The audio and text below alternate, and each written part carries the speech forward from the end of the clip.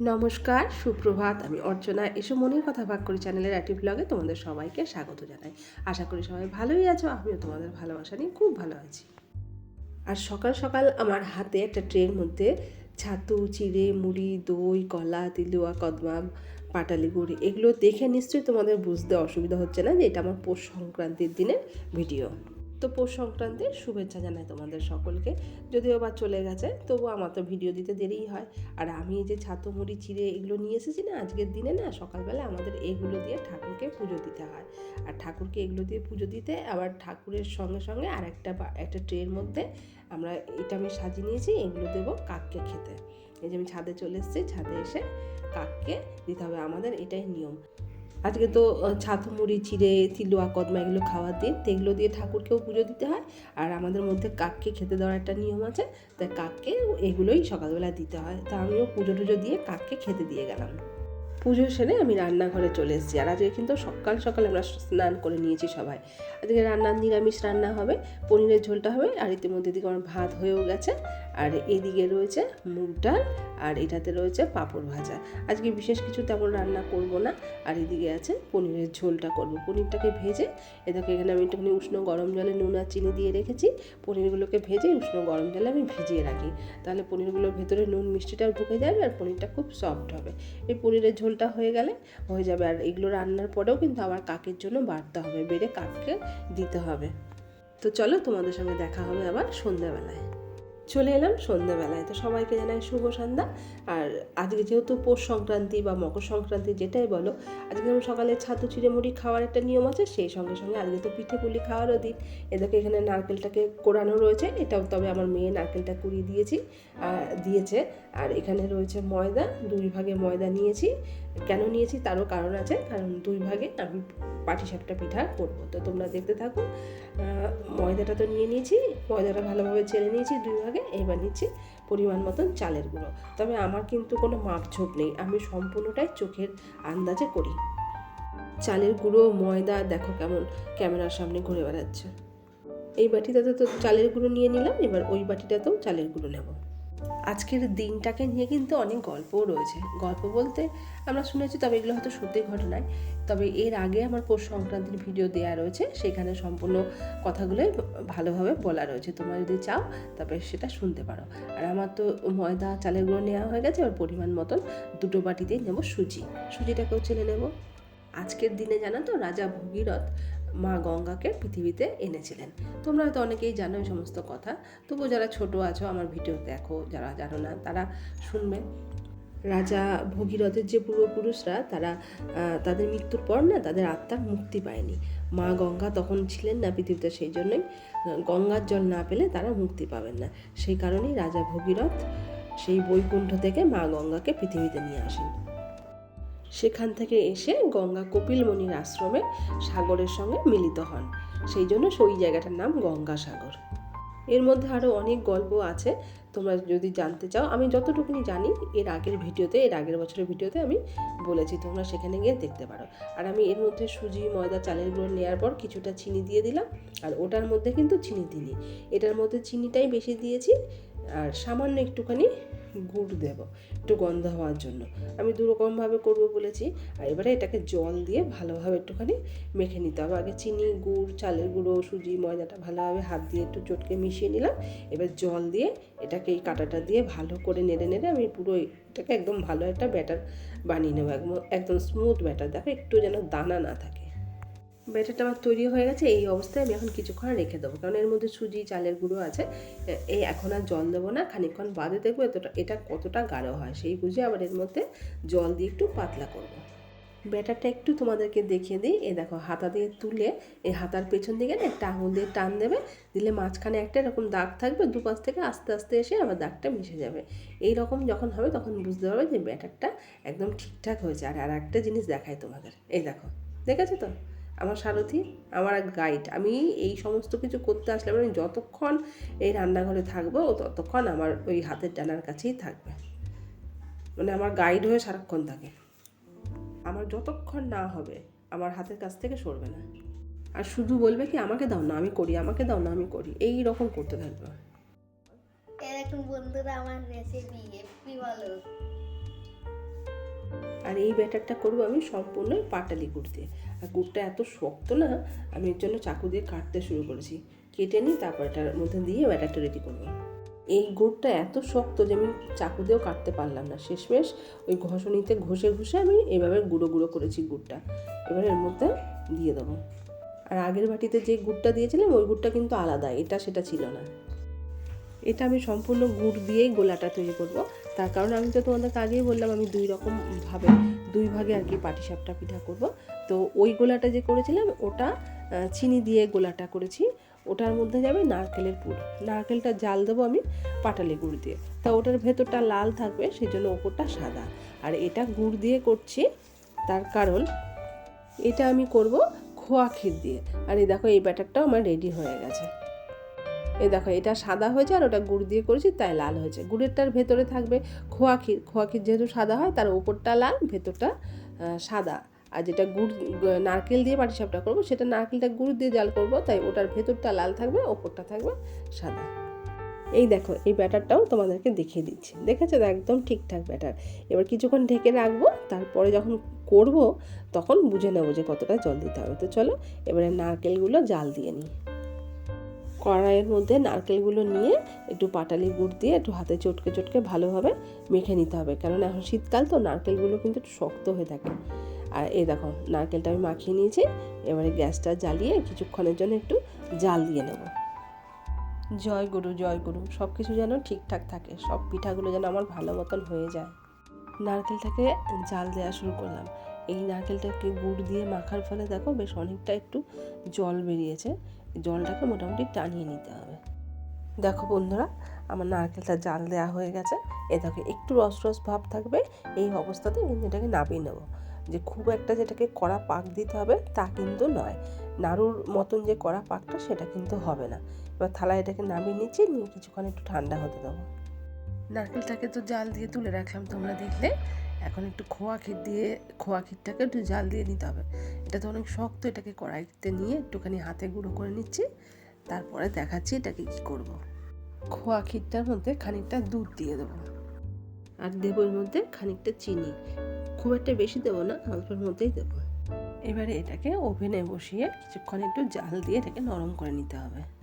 এদিকে ক্ষীরটা আমি নরম করতে বসালাম, আর এদিকের ওভেনে না আমি একটা কড়াই বসিয়ে দিয়েছি। কড়াইয়ের মধ্যে দেবো বেশ খানিকটা সর্ষের তেল। আর সর্ষের তেলটাকে না ভালোভাবে আমি গরম করে নেবো, একদম ধোয়া ওঠা গরম করে নিতে হবে। আর এই সর্ষের তেল দিয়েই কিন্তু আমি পাটিসাপটাটা ভাজবো। আমি ছোটোবেলার থেকে আমার মা ঠাকুমাকে দেখেছি এই সর্ষের তেলেই পাটিসাপটা ভাজতে। আর এদিকে এটাও বেশ নরম হয়ে গেছে। আমার কাছে এলাচের গুঁড়ো কড়াই আছে, এলাচের গুঁড়োটা একটু আমি ওই খোয়া ক্ষীরের মধ্যে মিশিয়ে দেবো। আর এদিকে কড়াইয়ের তেলটা দেখো একদম ধোয়া ওঠা গরম হয়ে গেছে। এবার এটাকে সাঁড়াশি দিয়ে ধরে পুরো কড়াইটার মধ্যে সর্ষের তেলটাকে ঘুরিয়ে ঘুরিয়ে লাগিয়ে নিতে হবে, লাগিয়ে পুরো তেলটাকে বাটিতে ঢেলে দিতে হবে। আর এই যে কড়াইটার মধ্যে তেলটা লাগিয়ে নিলাম, এই কারণে কিন্তু কড়াইয়ের ভেতরটা ননস্টিক হয়ে গেল। এবার আর এর মধ্যে পিঠা ভাজলে লাগবে না। আর এই সর্ষের তেলটা যে ঢেলে নিলাম, এটাও কিন্তু এতটা গরম অবস্থায় আমি ব্যবহার করব না, এটাকে একটু ঠান্ডা করে নিতে হবে। এই ছোটোখাটো টিপসগুলোকে মেনে চললে পাটিসাপটা দারুণ হবে। এই কড়াইয়ের মধ্যেই সুন্দরভাবে উঠবে, লেগে যাবে না। আর এই দেখো পাটিসাপটা ভাজার জন্য আমি কি নিয়েছি। আজকে তো আমার কাছে বেগুন নেই, ঘরে বেগুনের বোঁটাটা দিয়ে তেল লাগাই, কিন্তু সেটা নেই বলে দেখলাম গাজর আছে ফ্রিজে, তাই একটা গাজর নিয়ে নিয়েছি। বেগুনের বোঁটা দিয়ে সাধারণত আমরা তেলটাকে লাগাই, আর আজকে তো মূলো ব্যবহার করা যাবে না। মূলো থাকলে মূলো দিয়েও কড়াইয়ের ভেতরে তেলটা লাগানো যায়। আর এগুলো দিয়ে ঘষে ঘষে লাগানোর আর একটা কারণ আছে। এভাবে তেল নিয়ে, বাটির থেকে তেল নিয়ে ওই কড়াইয়ের ভেতরে ভালো করে ডলে ডলে লাগিয়ে নিতে হবে। আর এটা দেখছো, এটাকে আমরা বলি ঝিনুক। এটা আমাকে আমার মা দিয়েছে, অনেক আগেই দিয়েছে। প্রত্যেক বছরে আমি পাটিসাপটা ভাজলে এটা দিয়েই পাটিসাপটাকে পেঁচাই। প্রথমে একটা ছোট্ট করে ঠাকুরের নাম নিয়ে গোলা দিয়ে একটা ছোট্ট করে করে নিয়েছি ঠাকুরের জন্য। এই সময় আমি আর ভিডিওটা চালু করা হয়নি। যাই হোক, প্রথম পাটিসাপটাটা দেখো আমার সুন্দর হয়েছে, একটুও কড়াইয়ের মধ্যে লাগেনি। প্রথমে ঠাকুরের নাম নিয়ে একটা ঠাকুরের জন্য করেন না, সেই রকমই একটা করে নিলাম ছোট্ট করে। এটা ঠাকুরের জন্য, রূপুর গোপাল আছে ঘরে, রূপুর গোপালকে একটু দিয়ে দেবো। এইবারে ভিডিওটা চালু করলাম, ক্যামেরাটা অন করেছি। এই দেখো এই গাজরটা দিয়ে বাটি থেকে সর্ষের তেল নিচ্ছি, নিয়ে বেশ ভালো করে চেপে চেপে ঘষে ঘষে কড়াইয়ের গায়ে লাগাতে হবে। দেখো এইটাকেই গাজরটাকে যে আমি চেপে চেপে কড়াইয়ের মধ্যে তেলটা দিয়ে লাগাচ্ছি না, এর কারণে কিন্তু গাজরের নিচটা একটু ভাজা ভাজা হয়ে যাচ্ছে, আর এর কারণেও কিন্তু কড়াইটা অনেকটা ননস্টিক হয়ে যাচ্ছে। এর মধ্যে পাটিসাপটাটা গোলাটা দিলে আর কি লেগে যাবে না, এই কারণে এগুলো ঘষে ঘষে লাগিয়ে নিতে হয়। তেলটা ভালোভাবে লাগিয়ে নিয়েছি, তো চলো শুরু করা যাক পিঠা ভাজা। এ দেখো 1 হাতা ব্যাটার আমি এখান থেকে নিয়ে কড়াইতে দিয়ে দেবো। আর যতবারই ব্যাটারটা নিতে হবে না, হাতা দিয়ে ভালো করে নিচ থেকে উপর থেকে নাড়িয়ে নিয়ে তারপরে দিতে হবে, কারণ এর মধ্যে চালের গুঁড়ো সুজি আছে, তো ওগুলো নিচে থিতিয়ে পড়বে। তো ওগুলোকে নাড়িয়ে নিয়ে তারপরে কড়াইতে দিয়ে কড়াইটাকে ঘুরিয়ে একটু মানে ডিম আকৃতির মতন করে নিলে জিনিসটার শেপটা বেশ ভালো হয়। এবার এই দেখো খানিকটা নারকেল হাতের মধ্যে নিয়ে একটু লম্বাটা টাইপের করে এই গোলাটার ওপরে একটু চেপে বসিয়ে দেবো। এবারে আস্তে আস্তে এটা দেখবে সাইড থেকে ছেড়ে দিচ্ছে, কড়াই থেকে আলগা হয়ে যাবে, তখন এই ঝিনুকটাকে দিয়ে একটু এভাবে পেঁচিয়ে নিতে হবে। দেখো আমি কি সুন্দর পেঁচাচ্ছি, একটুও কিন্তু কড়াইয়ের গায়ে লাগছে না। ঠিক আছে, এটাই হলো মজা। আর পাটিসাপটা করতে আরম্ভ করলে না এভাবে সুন্দর যদি উঠে যায় না, করতে বেশ মজা লাগে। আর ওই দুই সাইডটা একটু চেপে দেবে, আর পাটিসাপটাটা একটু উল্টে পাল্টে চেপে একটু হালকা লালচে করে ভেজে নিতে হবে। একটু ওপরটা হালকা লালচে হলে না বেশ সুন্দর খেতে একটা গন্ধ পাওয়া যায়, ভালো স্বাদও হয় ভালো। এই দেখো একটু কড়াইয়ের মধ্যে লাগেনি, কি সুন্দরভাবে পাটিসাপটাটা উঠেছে।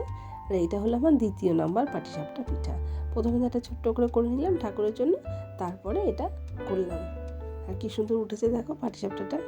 এবারে একটুখানি চেপে চেপে একটু উল্টে পাল্টে 2 পাশটা ভেজে নিতে হবে। চলো এটা ভালো মতন ভেজে নিয়েছি, এবার এটাকে তুলে থালায় রাখি। এইভাবেই আমি একই রকমভাবে বাদ বাকি সব কটা পাটিসাপটা ভেজে নেব। আর একটা একটা করে করতে করতে না আমার দেখো এই কটা পাটিসাপটা হয়ে গেছে। এই কটা কিন্তু আমার নারকেলের পাটিসাপটা। চলো 1টা 2টো 3টে 4টে 5টা 6টা হয়ে গেছে। আরও এখনও এতটা ব্যাটার রয়েছে, তবে এখন আর নারকেলেরগুলো করবো না, এখন করব খোয়া ক্ষীরেরটা। এই দেখো খোয়া ক্ষীরটা একদম নরম ছিল, তো একটুখানি জমাট বেঁধেছে। এবারে এটা দিয়ে খোয়া ক্ষীরের পাটিসাপটাগুলো করবো। তো চলো ওই একই রকমভাবে কড়াইতে তেল লাগাবো, লাগিয়েও একই রকমভাবে করবো। আর খোয়া ক্ষীরটা করছি কেন জানো, ওই আমার ছেলে আমার নারকেলের পাটিসাপটা খায় না, ও খাবে খোয়া ক্ষীরেরটা। দেখো একটা নারকেল দিয়ে প্রথমে একটা ছোট্ট করে বানিয়েছিলাম, এবার যে খোয়া ক্ষীর দিয়ে বানাবো, তো এখনও একটা প্রথমে ছোট্ট করে ঠাকুরের জন্য বানিয়ে নেবো খোয়া ক্ষীর দিয়ে, তারপরে আমাদেরগুলো বানাবো। এ তো ওপরটা শুকিয়ে এসছে, এবারে এর মধ্যে একটু খোয়া ক্ষীরের পুরটা দিয়ে দেবো। এবার এটাকে বেশ সুন্দর আস্তে আস্তে পেঁচিয়ে তুলে নেব। আর এটাকে না আমাকে কোনো গায়ের জোর লাগিয়ে তুলতে হচ্ছে না, আপনি এটা উঠে আসছে দেখো। 2 সাইডটা একটু চেপে চেপে ভেজে নিতে হবে, মাঝখানটাতে চাপ দেওয়া চলবে না। এই দেখো আমার মিনি পাটিসাপটা রেডি। কি সুইট লাগছে না দেখতে, কি সুন্দর লাগছে দেখতে। চলো তাহলে এইভাবে বাদ বাকি পাটিসাপটাগুলো ভেজে নিই। কয়েকটা তো নারকেলের হয়ে গেছে, এবার কয়েকটা ক্ষীরের করলে তো ছেলে মেয়ে দুটোকে দেবো, দুটো তারপরে বাদ বাকিগুলো ভাজবো। আর দেখো আমি কড়াইয়ের মধ্যে এখানে পাটিসাপটাগুলো ভাজছি, আর আমার ছেলের অবস্থা দেখো, ও তো দেখতে পাচ্ছে না কড়াইয়ের ভেতরটা, ওই যে টুল নিয়ে এসে দাঁড়িয়ে আছে আমার হাতের সামনে। আর এই দেখো এতক্ষণ তো নারকেলগুলো দিয়ে পাটিসাপটা ভাজলাম, এবার নিয়েছি খোয়া ক্ষীর। খোয়া ক্ষীরটা জাল দেওয়ার পর এরকম হয়েছে কালারটা। খোয়া ক্ষীরটা নিয়েছি, এবার এটাকে সাবধানে আস্তে আস্তে করে পেঁচিয়ে তুলে নিলেই, তারপরে এপাশ ওপাশ থেকে একটু চেপে চেপে ভেজে নেব, তাহলেই পাটিসাপটা রেডি হয়ে যাচ্ছে। এই পাটিসাপটাটা আমার ভাজা হয়ে গেছে, এবার থালায় রেখে দিলাম। এ দেখো এইগুলো হচ্ছে সাদা আর এগুলো লাল, সাদাগুলোর ভেতর লাল, আর ওপরে যেটা লাল তার ভেতরটাও সাদা। দেখো এই কটা হয়ে গেছে আমার ক্ষীরের পাটিসাপটা, আর ওগুলো হচ্ছে নারকেলের। ক্ষীর আরও এতটা বেশি রয়েছে, এবারে ছেলে মেয়ে দুটোকে একটা একটা করে দেবো, একটা করে নারকেলের একটা করে ক্ষীরের, তারপরে এইভাবে সব পাটিসাপটাগুলো আমি ভেজে নেব। 2 প্লেটে 2 তুলে নিয়েছি, একটা নারকেলের একটা ক্ষীরের। তো চলো দিয়ে আসি ছেলেটাকে। আর ডুপুর বাবা তো এই মুহূর্তে ঘরে নেই, থাকলেও বেশ মজা করে খেত। না বাবা খেয়ে নাও, খেয়ে দেখো কেমন হয়েছে, বলবে কেমন হয়েছে। এটার মধ্যে নারকেল দেওয়া আছে, ওই পাটালি গুড় দিয়ে খেজুর গুড় দিয়ে জালটা ভালো লাগবে, খেয়ে দেখো। আর এটা হলো ক্ষীরের, তুমি খেয়ে দেখো, একটা কামড় খেয়ে দেখাও, খেয়ে বলো কেমন হয়েছে।